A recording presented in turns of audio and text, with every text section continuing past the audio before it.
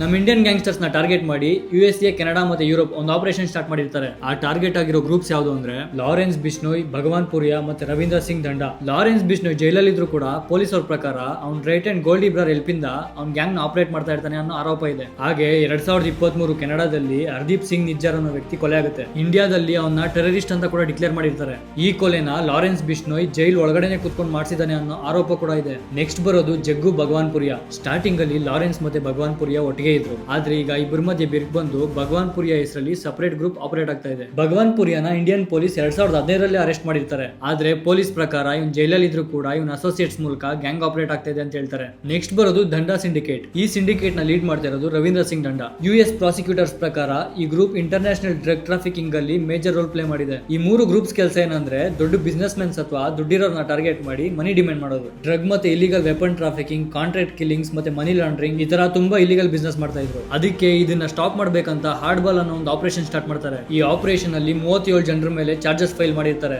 ಅದರಲ್ಲಿ 24 ಜನನ ಅರೆಸ್ಟ್ ಮಾಡಿ ಸುಮಾರು 1000 kg cocaine, 1 kg heroin, 12 fire arms ಮತ್ತೆ $40,000 ಸೀಸ್ ಮಾಡಿದ್ದಾರೆ. ಹಾಗೆ ಗೋಲ್ಡ್ ಇಬ್ರಾರ್ ಬಗ್ಗೆ ಇನ್ಫಾರ್ಮೇಶನ್ ಕೊಡೋರಿಗೆ $50,000 ರಿವಾರ್ಡ್ ಕೊಡ್ತೀನಿ ಅಂತ FBI ಅನೌನ್ಸ್ ಮಾಡಿದೆ. ಮತ್ತೆ ಲಾರೆನ್ಸ್ ಬಿಷ್ಣೋಯ್ನ ಎಕ್ಸ್ಟ್ರಾಡಿಷನ್ ಮೂಲಕ US ಗೆ ಕರ್ಕೊಂಡು ಹೋಗೋದಕ್ಕೆ US ಗವರ್ಮೆಂಟ್ ಪ್ಲಾನ್ ಮಾಡ್ತಾ ಇದೆ. ನಿಮ್ಗೆ ಲಾರೆನ್ಸ್ ಬಿಷ್ಣೋಯ್ ಬಗ್ಗೆ ಡೀಟೇಲ್ಡ್ ವಿಡಿಯೋ ಬೇಕಂದ್ರೆ ಲಾರೆನ್ಸ್ ಅಂತ ಕಮೆಂಟ್ ಮಾಡಿ.